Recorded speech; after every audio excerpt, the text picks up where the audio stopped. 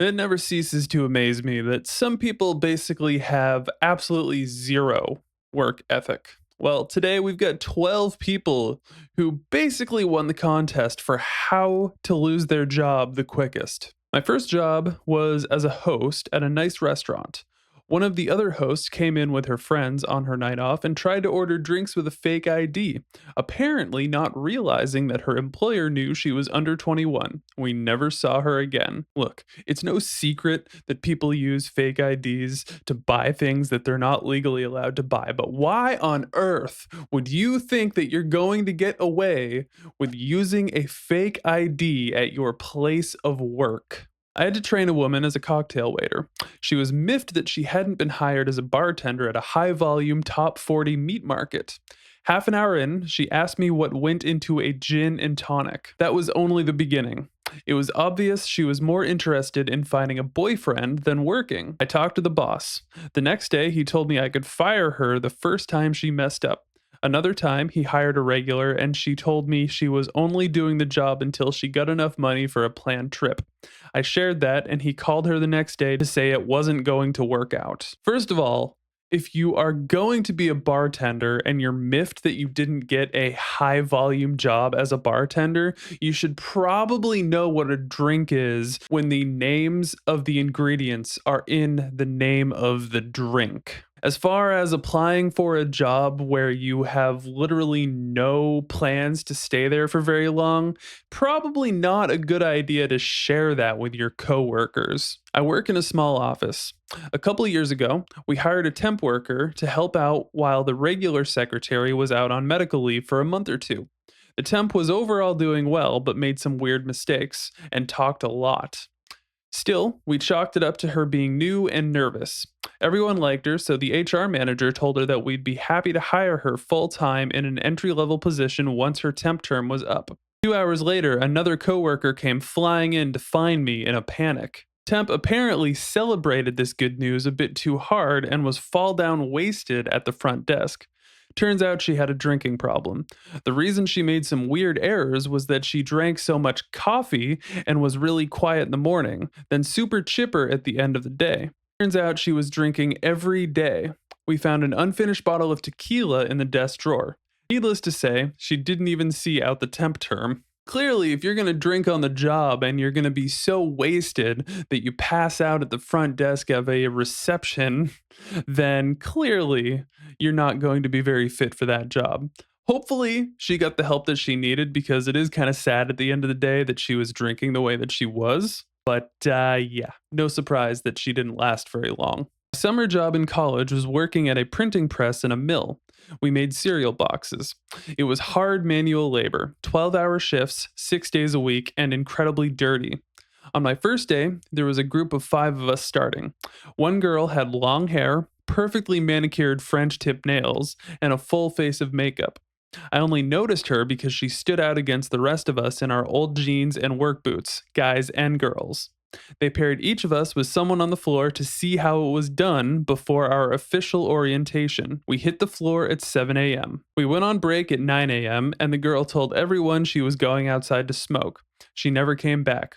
Apparently, she told her trainer it was too hard. She lasted 2 hours. I don't want to stereotype people when I say that when you're super high maintenance like that heavy manual labor jobs probably aren't your thing, but at least she was honest about it. Manual labor is not for everybody. I got a job when I was 17 as a host for a brunch place because my friend was the other host and they were basically giving the job away. I worked maybe 3 or 4 shifts total. On the last day, it was Sunday morning, and I had been up since 3 a.m. with food poisoning. I called in sick, and the manager fired me over the phone and then hung up on me. I'm still afraid to call in sick to this day. Man, that's rough, honestly, and it sounds like this boss probably has a track record with people who are unreliable, but at least give the benefit of the doubt. When I was in college, I worked part-time for my older cousin, who was a family law attorney.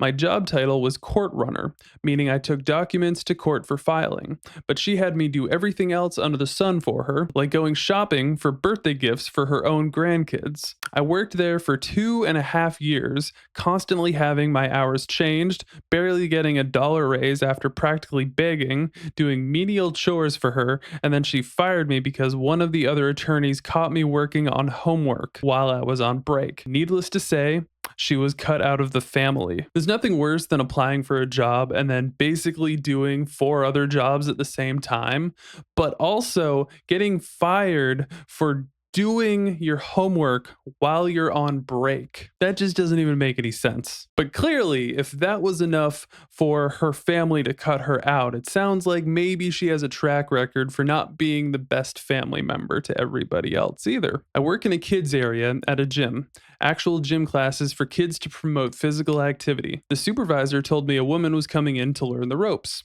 She showed up late with no other reason than it's not a big deal.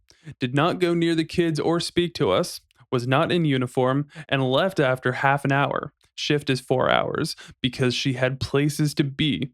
She was fired half an hour after she left. That doesn't even make any sense. Clearly, she didn't even know what she signed up for if she didn't really know what to do with herself while she was there and then just decided to disappear because she had better things to do. My dad hired a shop manager once and suspended him less than 10 minutes later when he refused to do any of the menial work.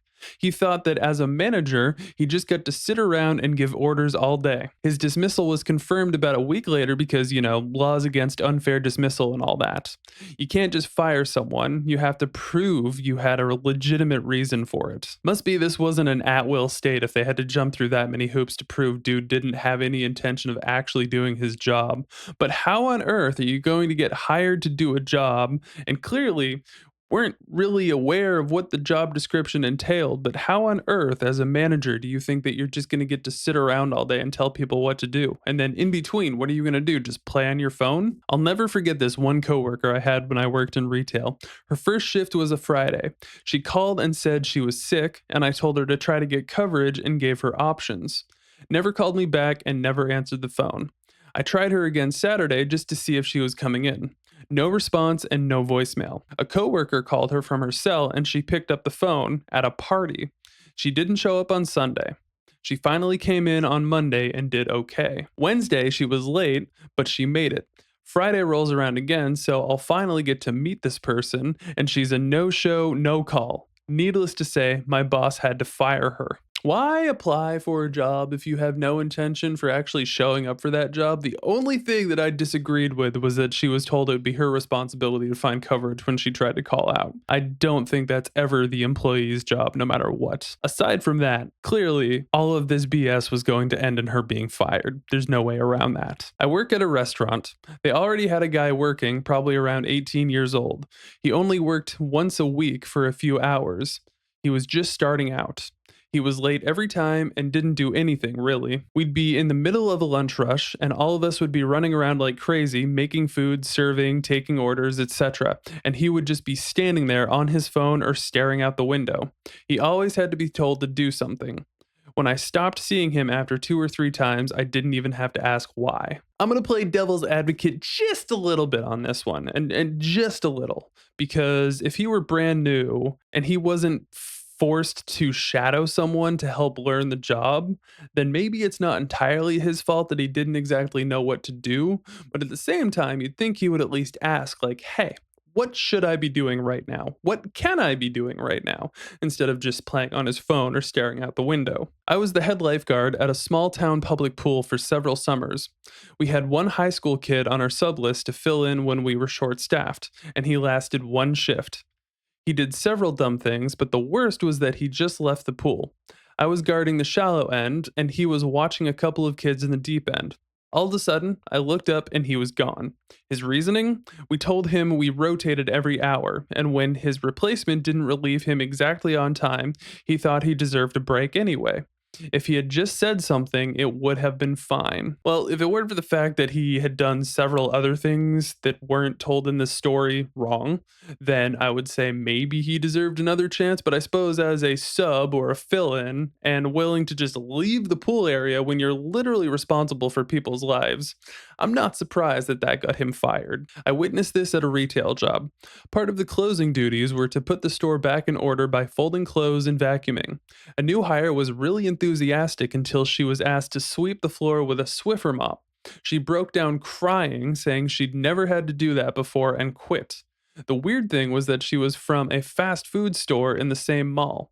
She never had to mop the floors. Honestly, I would just say you completely dodged a bullet on that one because mopping the floor with a Swiffer mop is not a difficult task and definitely not worthy of breaking down and crying just because you've never done it before and because you don't want to do it. Let her go. Trust me, you're going to save yourself a lot of headaches. Have you ever been witness to someone getting fired in record time?